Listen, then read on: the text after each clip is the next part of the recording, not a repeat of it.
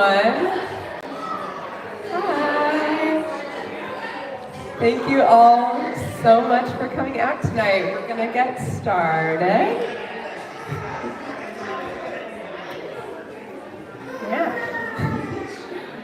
All right, thank you all so much again for coming out and spending your Wednesday evening with us here at the Invisible Dog. My name is Amali and I'm the events director for Books Are Magic, which, if you don't know, is a lovely little independent bookstore located just a few blocks away from here. So we are so excited to host tonight's event, but before we get into it, I just have a few housekeeping notes to get out of the way. First off, of course, I wanted to give a huge thank you to the Invisible Dog for allowing us to use their gorgeous space tonight. We love them. If you need to use a restroom at any point, they are through the doors on my right to your left. Towards the end of the talk, we will be doing a hand-raised audience Q&A, so please start thinking of questions to ask and hold on to them. I know many of you picked up a copy of the book when you checked in tonight, but in case you didn't, or if you'd like another, we have plenty of additional copies of my Everday Lagos available for purchase at the table where you checked in. If you're joining us virtually on the YouTube live stream, you can purchase a copy by clicking the link in the live stream description.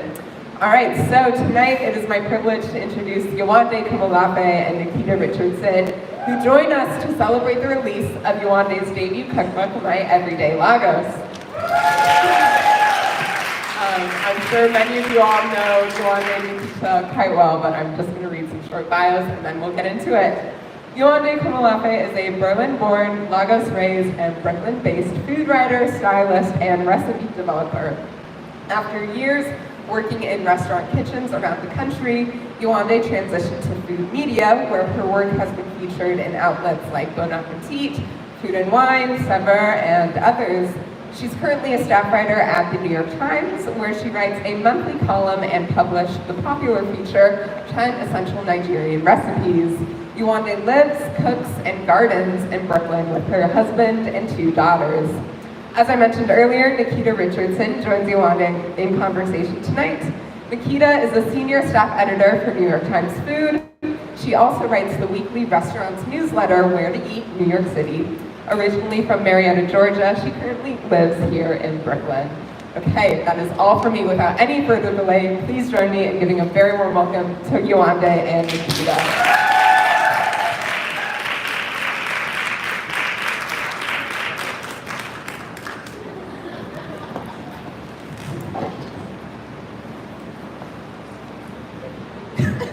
And Asha. Yes, and Asha.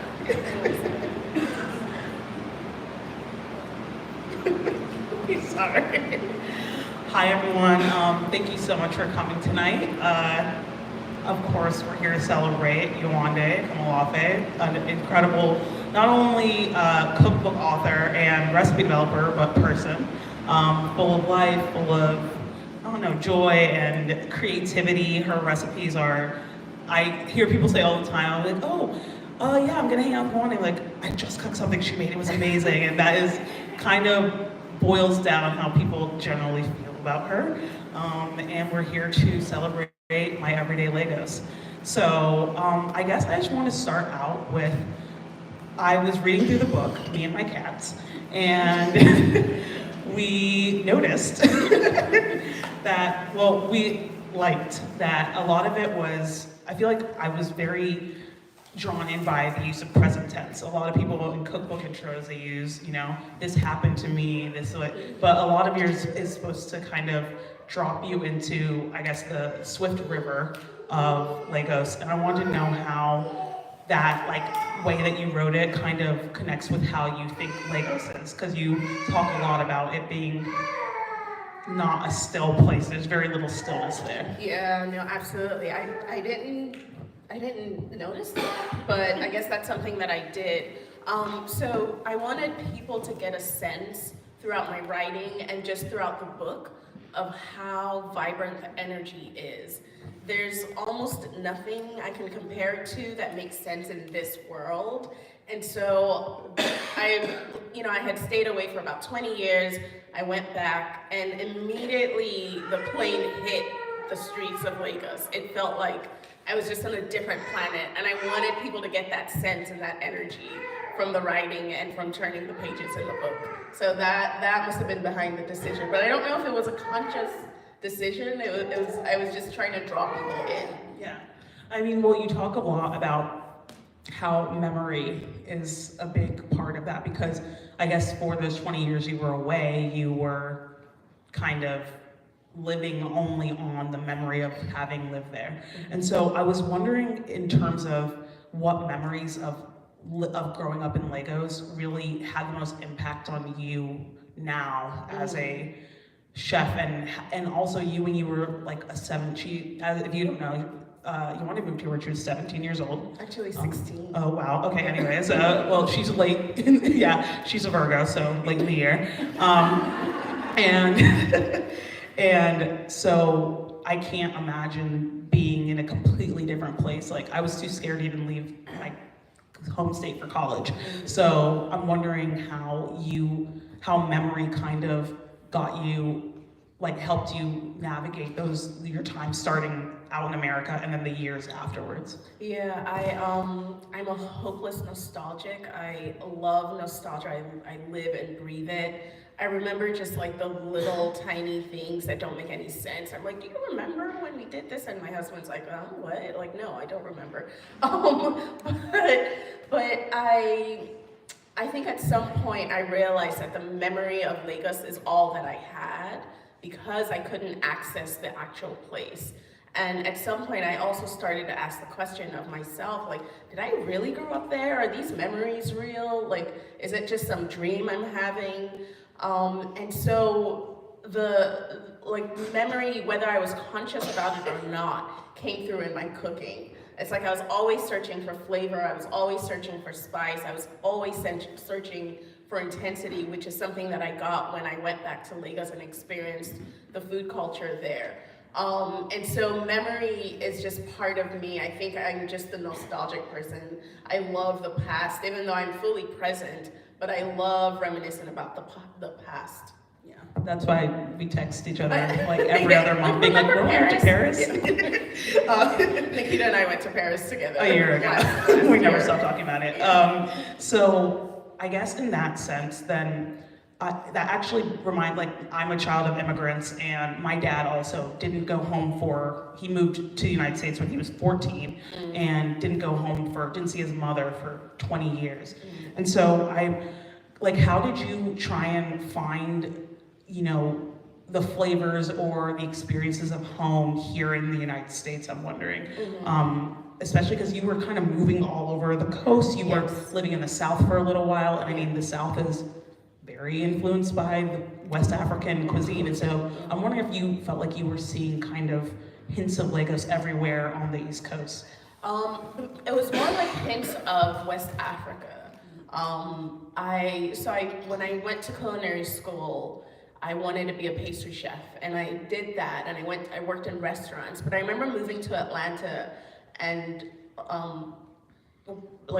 working through ingredients and saying, oh wow, we do this too, or we have this at home, and I had started to make those connections to the ingredients, to something that I felt I had put in my back pocket. Because when I moved here, I was so excited about the food here. I was so excited about things like Dunkin' Donuts and all the dessert shops. I remember the summer I moved here, Dunkin' Donuts had a colada. And I thought it was the best thing ever. That's what I spent all my money on. But after going to college and going through culinary arts school, and I think it was in Atlanta that I really started to pay attention to ingredients, because I worked at a restaurant that at that point was pretty novel. It was like a novel idea to do farm to table, which is what everybody does now. But I remember like the farmers would drop off the ingredients in their whole farm. And I started to make that connection to food, because another thing about the food culture here, I remember going to supermarkets and seeing like chicken breasts just like laid out. I'm like, where's the, what kind of chicken is this? Or like, where's the rest of the chicken? Or like, where are the gizzards or the feet, And so I think there was this disconnect until I moved to Atlanta and started to really work with whole ingredients, where I was getting the whole ingredient and then I would get to break it down. And that's where I really started to make the connections to West Africa. And even the food culture, like hush puppies, I was like, oh my God, this is just like akara in Lagosian cuisine or in Nigerian cuisine. And so I would say Atlanta was where I really started to make the connections, because I was working in a place that really honored the ingredients and the people behind them. So it was telling a fuller and a richer story. So kind of pivoting a little bit, I was like trying to think to myself if a book like this, like I've been in kind of food media, quote unquote, as I call it, for, I don't know, now almost since 2016. And so just thinking about, do books like this exist or have they existed? And it escapes me. Of course, you know, there's smaller imprints, but I mean like on the level at which we're seeing this, which is like, this is in the canon of those bigger, like the same big books that we have Hetty McKinnon here, like, you know, like people who we like, I think are going, like their books are gonna go down in history and they're gonna be like part of like this age of cookbooks.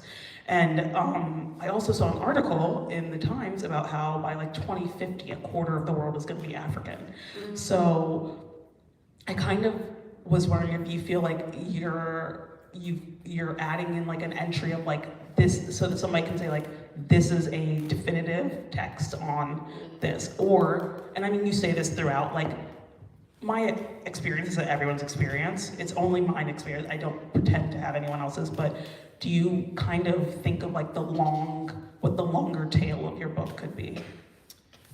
That's so big. Writing this book fundamentally changed the way I think about recipes. And I think it's a journey that had been happening for a while. But I wrote this book not based on references from other books on other Nigerian cuisine, other books on Nigerian cuisine. I wrote this book from memory, from conversations with my parents, from talking to my aunt, from watching YouTube videos. And I realized in that process that there's so much that's put on the written word in Western culture. And I've been trying to figure out how to frame this, but I also want to honor that tradition of oral history, because, I mean, Nigerian food has existed, will continue to exist, with or without this book, you know? So I think this book does something. I haven't quite distilled that thought yet. It is notable that it's putting our food in this particular context, but it was also really hard to fit into the structures of what cookbooks are supposed to look like, because I wasn't working with recipes that looked anything like that, and I wasn't telling a story that sounded anything like a cookbook I had picked up before. Like, it's not a pasta cookbook, it's not a bread cookbook. And so I feel like I had to do some changes to make it fit into that structure. But there were also some things which I just didn't change. I'm like, the recipe is important, but the story is more important. That's why I start each recipe with a huge head note telling you about the recipe and telling you the story at first. Before you even get to the title of the recipe. And so, sorry, what was the question? I mean, the idea of, you know, making a kind of a starting point for people who are, like you just said, this is the format in which people have come to understand cooking in the West. So, but it could also be in Legos, like hopefully it'll be in, when you go to Legos at the end of this week, I believe, you'll see it there. Like, maybe, hopefully, I hope so. And so I wonder if you see that it being part of like you're building like a history of like something that people can refer back to like 100 years from now. Yeah, you know what I mean? I think yes, but I don't know that that is new. I think there's already a history that exists. It might not be in a written format, but there's already a history that exists. I think what this book does is put it down in text. Yeah. So in that way, yes, it does build a starting point for a history of the cuisine. Yeah. And then also you were talking about the way it's organized, which is very different. So you organize this according to kind of occasion, like this is what you eat in the day, this is what you eat at a special occasion, which I think is so immigrant stuff, because like I always think of like I've edited a lot of recipes from like about like, you know, Arab cooking, and it's like, okay, for every day we're making this, but for a huge thing, we're all sitting in the kitchen, we're gonna be working for hours, and we're gonna be making this, and like that is, and everyone looks forward to that. So I was wondering how you, like if you could kind of break down how that is like different, like, you know, I've been talking about like Black people are on a different time, right? Where like we're taking our time on things, and so I'm wondering like how does kind of time and the idea of like when you're eating, is it different, and how is it different in Lagos? And, No, of course. Africa? So one of that question is that the last trip to Lagos, I had to do some paperwork, like get a new passport, and I spent so much time just as an adult going back and forth in traffic and commuting Monday through Friday, and we gotta go to the bank, and we gotta go to this office, and oh, this guy says we need another paper. And so I just spent so much time being an adult and commuting in Lagos, which I hadn't done. Like the last time I was in Lagos was 16, so I wasn't doing that. And then the second part to that is that I realized that food plays so many roles in culture, in our lives, in our daily lives. Like it nourishes us, yes, but it also is part of ceremony, it's part of ritual, and there's a focus on food as nourishment, I think, in the West, or as enjoyment, as something that you eat. But I felt like I got the sense that in Lagos and all across Nigeria, that food was just a part of life. It's like art is a part of life. It's not necessarily in a museum, it's like things that we use every day, you know? And so food plays that role. It's like when a child is born, this ingredient is supposed to give them long life or ensure that their life is sweet. You know, there are all these like meanings behind ingredients in food. And so I wanted to bring that sense into each ingredient, and it's about honoring the entirety of the ingredient as opposed to, I just need to eat something. Yeah. That's so real. We need more of that. We have like black eyed peas, I guess, but that's obviously another thing that is not really part of America. Classic. So speaking of going beyond nourishment, one of the things that we first connected over is our shared blood disorder. Yes. So you have sickle cell anemia, this is in the book. I have sickle cell trait, so I just have like half of it, but I still am affected. My blood cells are so bad.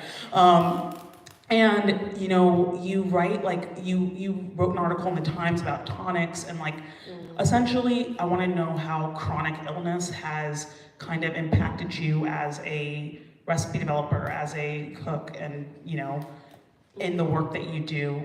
You talk a bit about, like, I guess start with like restaurants and how you had to leave the restaurant world, yeah? Yeah, so I've come to this place. I used to just ignore that fact. Like, I used to just put my head down and say, there's nothing wrong with me. Like, I can do whatever I want. And it propelled me for a while, and I lived like that for a while.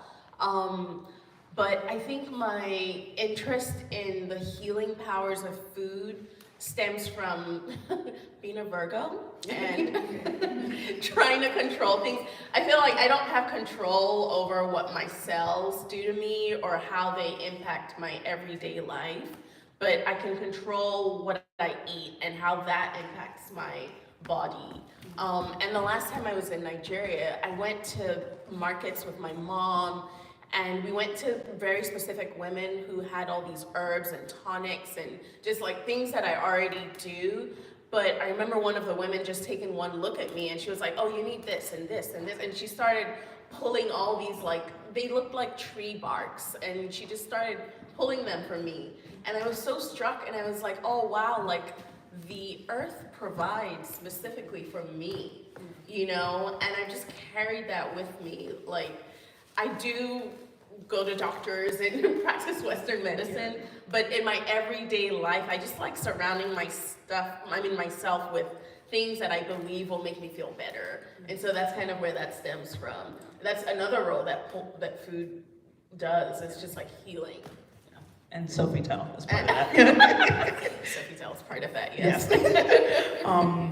I mean, I find that like really, I think that's like so poignant and such a actually very, I mean, when we think about sickle cell, it's actually made, it evolved as a aid to, Malaria. Yes. And so, specifically in exactly. West Africa. And so it had a use.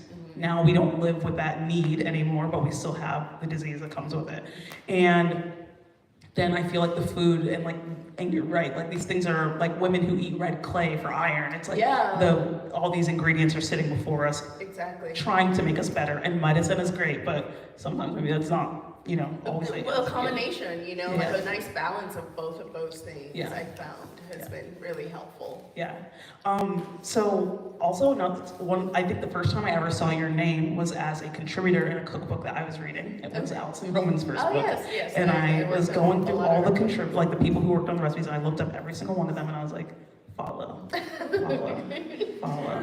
then I found Yewande, and I was like, oh, she looks very cool. Remember your photo had like these glasses? I was like, okay. Little do we know, future friends. I know. And I was years and years ago. Together. Exactly, like 3 years before we ever met. And so I was wondering, you have a very big background in New York City restaurants. You were at Milk Bar, and then of course that took you into food media. And how have you seen your process change from when you first entered food media to now? Like what kind of recipes the kinds of recipes you want to do, and kind of like recipes you just now won't do. Like you're like, I get paid too much to do these recipes now. So. No, totally. Coming from restaurant background, I used to take so much pride in precision and following the recipe because that's how I was trained. I used to write on my recipes in restaurants, do not veer from these standards. It was almost like I was God or something. Yeah. And I remember coming to Milk Bar. I actually had this conversation with Tosi because we had a conversation on Monday. And I was like at Milk Bar, I came to Milk Bar from like classic French pastry chef background. And I believed like a recipe was the word. Like you don't mess with it, you don't try to change it, you don't swap out ingredients. And that in restaurants is specifically for consistency because you want to be able to make the same thing over and over and over again. And I came to Milk Bar, and the energy and the vibe at Milk Bar was like, this 100-year-old croissant recipes? What if we take the butter and mix kimchi into it, and then make a kimchi blue cheese croissant? And I loved that. At first, I was just like, how dare they? And then I tasted it, and it was good. It was delicious. And so I felt like Milk Bar was where I started to explore kind of messing with the recipe structure. And I realized that I was really interested and really good at fine-tuning whatever is within the recipe. And at that point, I had enough training to understand what the boundaries of a recipe were. But I realized that whatever the boundaries are, what's in the middle, you can really substitute. And if a recipe calls for milk and you want to use juice, go ahead. You just have to find some fat somewhere else, And so I really appreciate that training. But the way I think of recipes now are, I want you to be able to cook, but I don't think that by telling you every single detail about the recipe is how you'll learn. I feel like you have to rely on your senses, you have to watch what you're doing, you have to be in tune with what you're doing and in tune with the ingredients. I feel like when I do recipe development, I'm speaking to the ingredients you know? And I'm like, oh, you didn't like that? That was too much salt? Okay, I'll like take it back a little bit. And so it's that back and forth communication with the ingredients, and I feel like that's how my recipe development has changed. That I now understand enough about the boundaries of a recipe and understand that within whatever is within the recipe, you can mess with. I also know that like our work at the Times, like I know that people are really interested in quick, easy, but I'm also interested in shifting what people's idea of quick and easy is. Because to my aunt in New Jersey, like throwing together a rice and chicken stew is quick and easy. That's like a weeknight thing for her, you know? But to someone who's never experienced that, that might be like an hour-long thing. But I think that doing it little by little and shifting people's idea and making them realize that you can have quick and easy and still have it be like incredibly delicious, you know? And so I think, I didn't used to think that was possible with like 30, 45-minute meals. I always thought that you had to like put your soul into it and praise it forever. But I think it is possible to inject flavor and deliciousness in quick. That's what fermentation's for. That is exactly, that's what all these techniques are for, Yeah. you know? There's, and looking through here, I think like, and pardon my ignorance, but like there's so much fermentation in here. Like, and I think, you know, people have this idea of like, oh, fermentation, that's like kimchi, that's very like, it's a very Asian thing. But it's like, it's everywhere. It's like, fermenting thing is what makes them amazing. And so I was also like, what do you think are like kind of the foundational like fermentation elements of Nigerian cooking? Oh gosh, there's so much of them. Yeah. Just to name a few. I have a whole list. Well, the one that I would reference now is corn, fermented corn, because I've done that so much in the last 3 years, because it's something, fermentation is just, I love just having little jars on my counter of like different things, like in active state. But corn, we ferment corn, and I feel like fermentation opens up just a different level of the ingredients that you didn't even know was possible. That I'm like, how can corn taste like this? You know, and it's so amazing to me. So there's a lot of like fermented corn, and there's like a fermented corn porridge. There's also rice, which is, it just introduces complexity to the taste of the ingredient. There's a fermented rice pancake that I do that Asha really loves. It's like nice and chewy. Let's see. And then this fermentation that like intensifies flavor, and that's like the fermented locust bean, which is kind of similar to, if you've ever had like fermented black beans, and sometimes I use miso, like a really dark, rich miso to replace that if I don't have that. So there's like different ways to ferment. This fermenting that introduces more, like it just makes the ingredient more digestible for us, but there's also fermentation that introduces different flavors and different textures even. If you were to say, like, somebody held this book up to you, and like, what is the one recipe? Oh my God, what should I start with? To start with, oh, man. What is the recipe I should start with? Where would you start? One? Yeah, and it can't be jollof. No, everyone's talking about jollof. Gosh, I would say like the bean fritters. It's called akara, and it's basically honey beans, which we call ewa oloyin, and you can use black-eyed peas too, but they're ground to a paste. I add scotch bonnet and onions in this recipe, and then I just fry them up, and they're like, if you've ever had hush puppies, they're similar, but they have this like nice light bean flavor with the honey and the aromatics.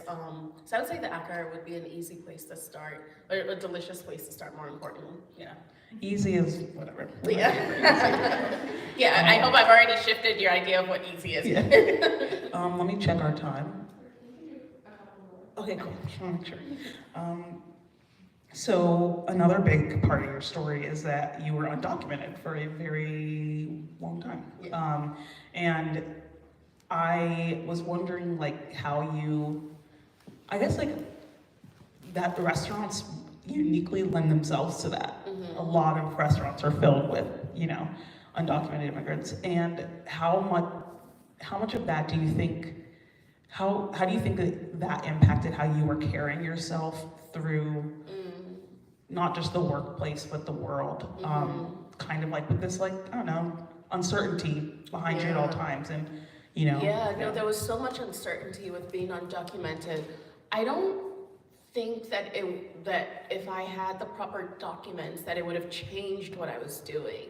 I think that I was, just like now, like wherever I am, I would still be doing what I'm doing, because that for me it almost feels like a spiritual practice. Like if I'm not doing food, I literally don't know what I would be doing. But it did change the way I moved through the world, because I was less confident. I never talked about being Nigerian because I was afraid that, like, if someone asks the right questions, they'll figure out I'm undocumented and I don't know what might happen or what they might do with that information.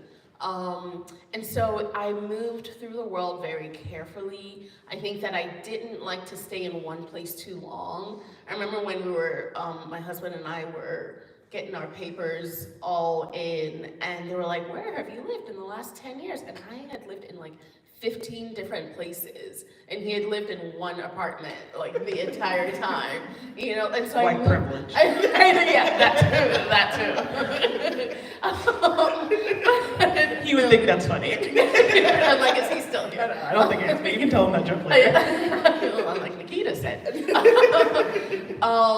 But yeah, I moved very cautiously. I drove around New York City, which is hilarious, which I still do, but I would be so careful and try not to break any law, you know, just little things like that. Like, it was always in the back of my head, no matter how comfortable I got with someone. And I would also be very reserved. Like, I never let people get too close, because I'm like, if they start to ask the right questions, I'm just like, I don't want to lie about it, you know. So I was just a different person. I was more reserved, a lot more reserved, yeah. And now you call your current era your shameless era. This is my shameless 40s. Yeah. And I guess, like, I think, like, it's really kind of sad, like, having hide your Nigerianness, and then, like, you know what I mean? Like, because that's what informs this book, that's what informs who you are.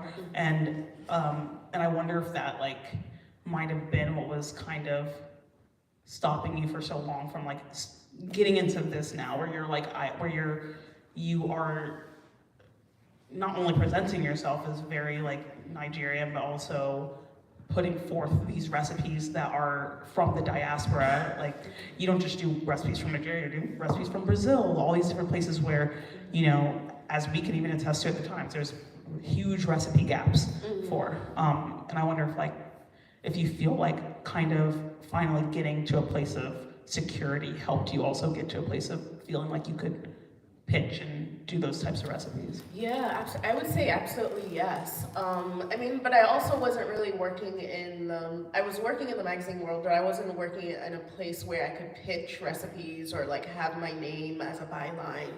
I think also, just as a personal thing, I'm interested in people and their stories. I'm interested in the nuances behind people and the stories that they tell about themselves and their lives and their experiences. And recipes to me are kind of an entryway to people's lives, to people's cultures. We all eat, you know, that's something that we share. And so I follow obsessions. I'm, like, obsessed with Brazilian desserts right now. You know, I'm obsessed with classic French pastries. And so I think those are all things that I infuse into my writing. Yeah, that's awesome. So what other questions I wrote all these down. I love that you did that. Yeah, and I mean, one of the lines I actually quoted from your book was, like, undoing the damage of that living undocumented had done.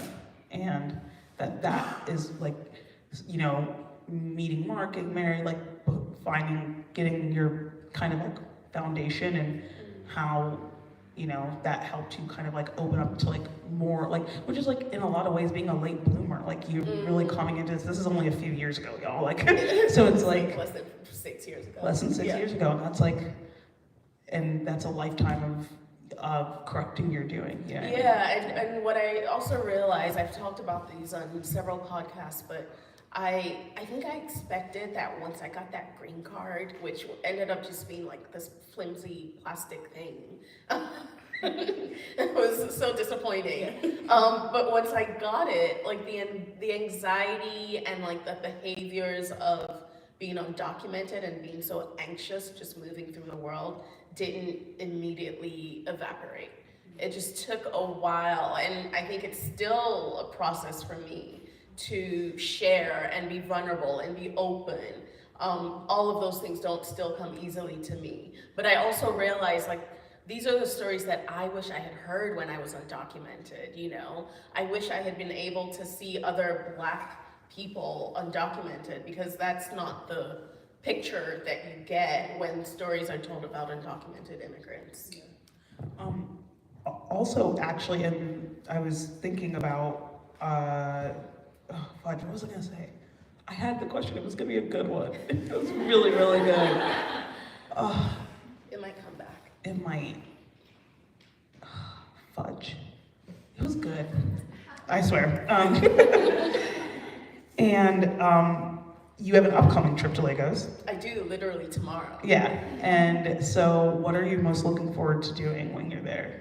In terms of, not even just food, but like everything, you know what I mean? I'm so looking forward to eating. What I remember the most about being in Lagos was how alert my senses were, the smells, the just visually, the colors, all the food and the intensity of the flavors.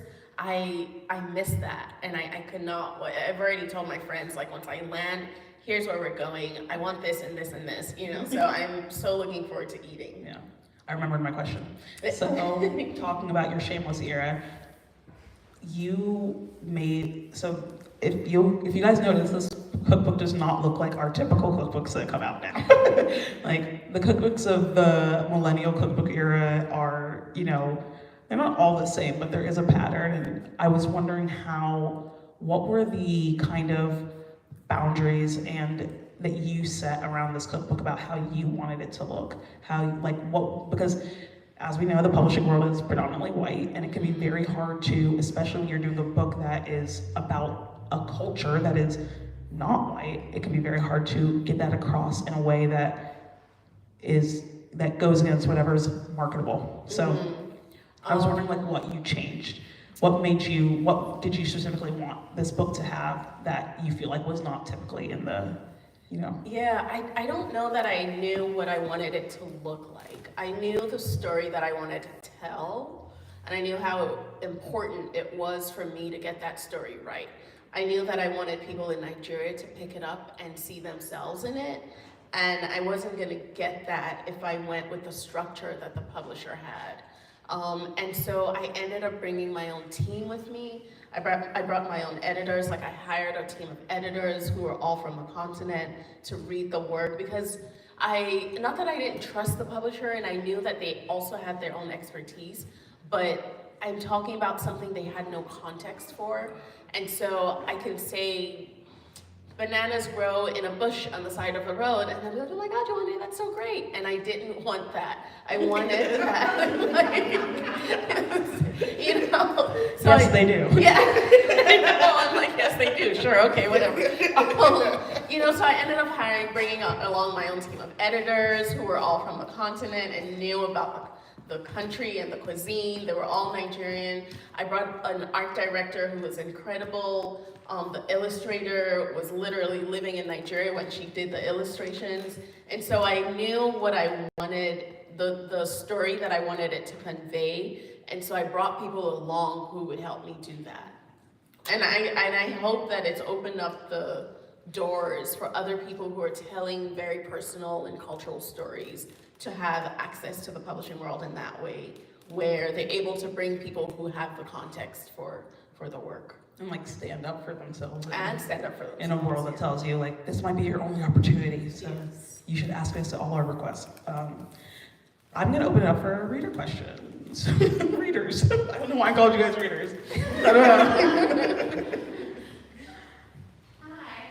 Hi. I'm working on a Caribbean cookbook right now, and so I really appreciate this and everything that you're talking about. I'm in the process of working on the design. Oh, yes. And I just want, so as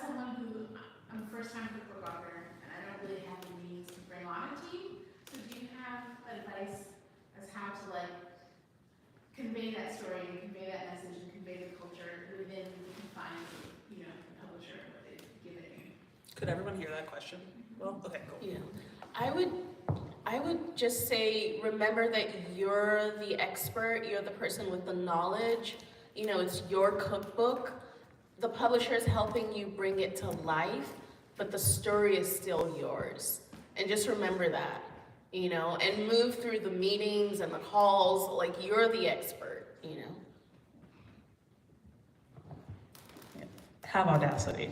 I think I know what you're saying. Any other questions? Hi. So what is for you, like, see your kids here, values that you, now going back to Nigeria, that you wish to transport to your kids? Oh, that's a good one. That's a good one, because I didn't grow up here, and I see them growing up here, you know. I mean, there are decisions that Mark and I made. Mark's back there with me there right now. But the decisions that we made that I feel will help shape their lives, like their names are both Yoruba, they both have my last name, because they're growing up here away from where I'm from. We're trying to teach them Yoruba as well. I introduce them to the food all the time. It's just we have it around, we have the ingredients around, you know. So I think just making it part of our everyday life and not something distant are things that we do. I don't know how often we can go back to Nigeria because it is expensive, it's a long flight, but when that is possible, like, that's gonna happen, you know? So things like that, I think little decisions, we don't have complete control of their lives, of course, they're gonna live their own lives, I hope. But I do hope to give them something from my culture that they can cherish along with everything else that they experience. Other questions? Hi. I know, it's so great, thank you for coming. As a pastry chef, Oh. I know that for me, smell is so very important to make sure that ingredients are good. So what is your earliest smell memory? And if you could only eat one thing from your book. One thing? Oh, one thing is hard for me. Oh man, gosh, okay. My earliest smell memory.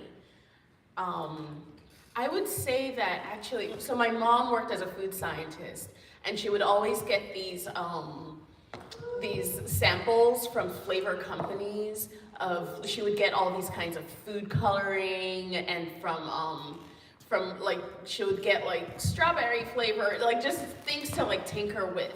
And I remember how notable the fruit flavors were, because we didn't have fruits like that. Like, we didn't have strawberries in Nigeria, or we didn't have Concord grapes in Nigeria, or we didn't have raspberries. And I remember like the redness and like the smell and stickiness of that strawberry, like not a tincture, what do you call them? Flavor, I guess? I'm like Nikita. Yeah. You know me, famous food scientist.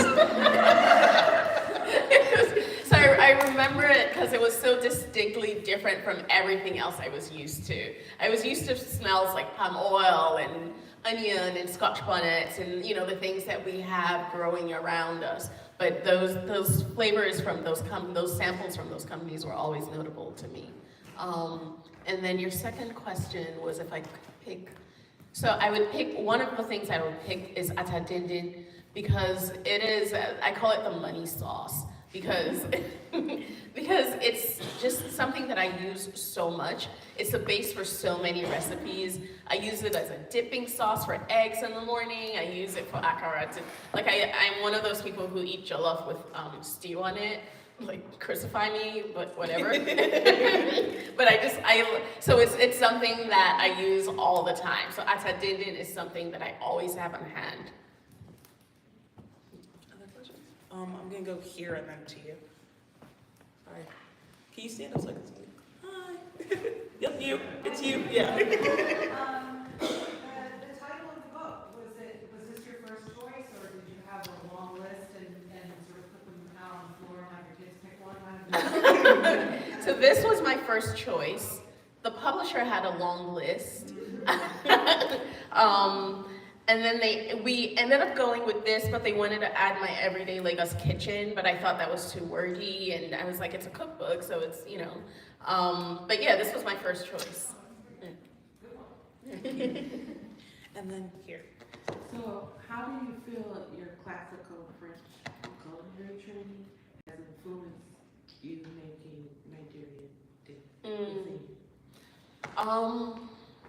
I used to think that one canceled out the other, but now I'm more of the opinion that I'm classically trained in French viennoiserie, but I'm also classically trained in Nigerian cuisine because that does exist, you know, and they're two different things. But what I tell people when they ask me about how authentic are your recipes, I'm like, they're authentic to me and my experience, and that's how my experiences influence my recipes. Any other questions? Yeah. Hi. I'm curious if you have any tips or advice for someone who doesn't have a culinary background, likes to cook, but wants to do recipe testing, but doesn't have all of the resources in the world or all the money in the world as well. Gosh, I feel like I came to recipe testing just through obsession. I'm at the point now where I can experience something and go home and tinker with recipes and get there.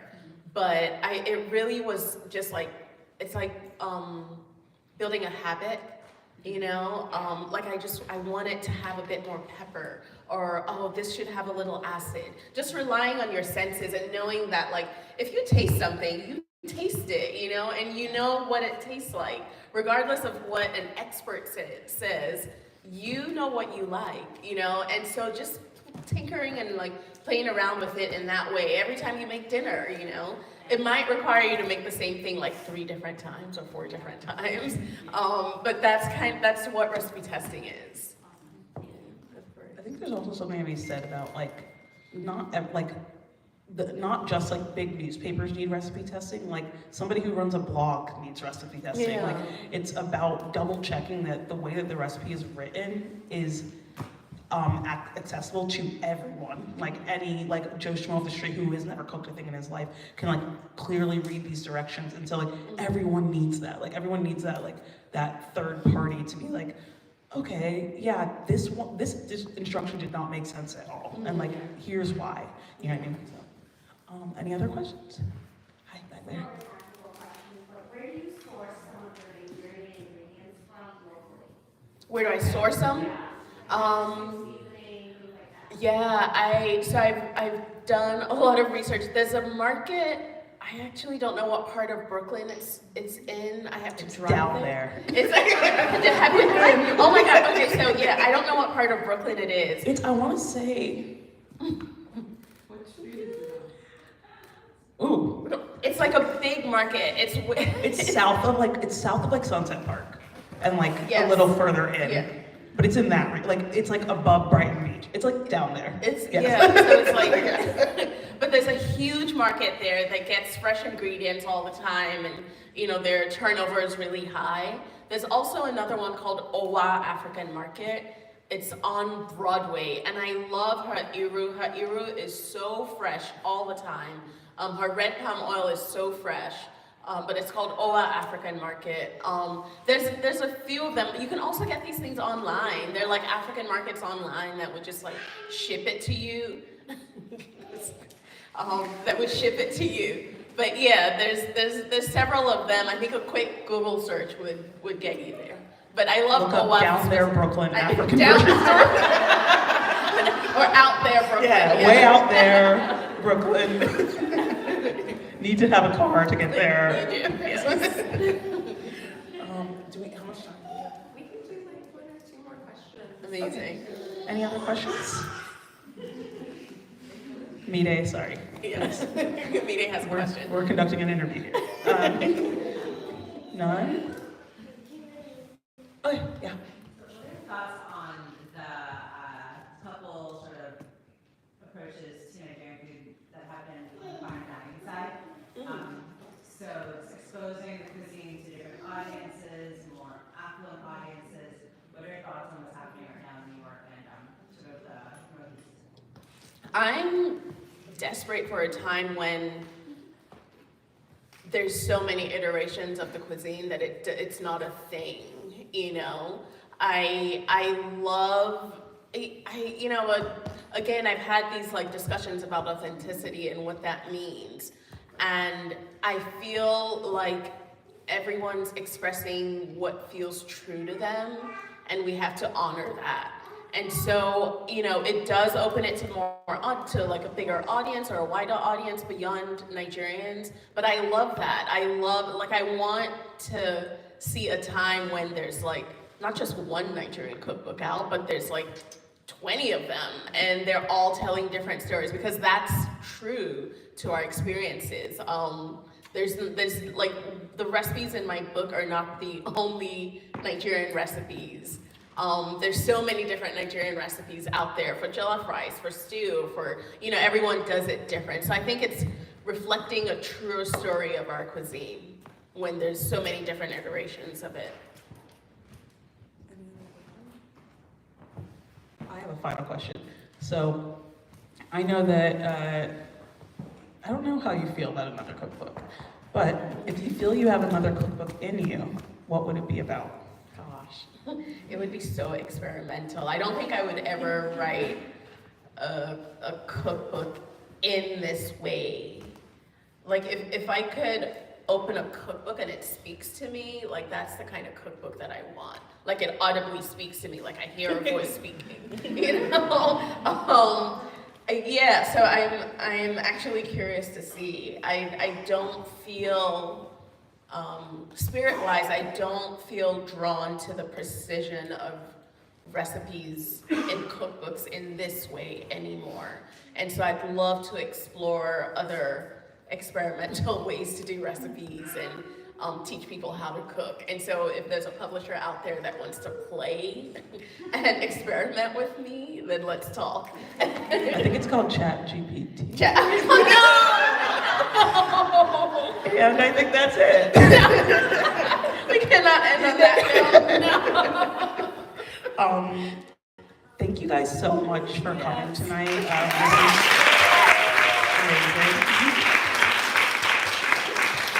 Thank you so much for coming. This has been so lovely, Nikita. Thank you so much. Yewande's gonna stick around to sign cookbooks, which you should have her sign because she's going places. She already is there. And then go beyond that. And I think that's about it for us. Thank you guys again. Have a good day. Yeah, I just want to echo everything that was just said. Thank you all so much for coming out. Thank you to everyone who asked questions. Thank you to Nikita for moderating. And of course, thank you to Yewande for celebrating this launch with us. So yes, just a few quick reminders before we wrap up. Still with us on the live stream. You can buy a copy by clicking the link in the description. For those of you with us tonight, we have plenty of additional copies available at the table where you checked in. The holidays are coming up, so this is your time to stock up on all those signed cookbooks. Yewande will be signing at that table as well. So if you're lining up to get your book signed, we ask that you just stand a little bit more to the left so that folks who are lining up to buy a book can stand towards the right, if that makes sense. All right, that's all I think. Let's give these two one last round of applause. Thank you all again so much for joining us.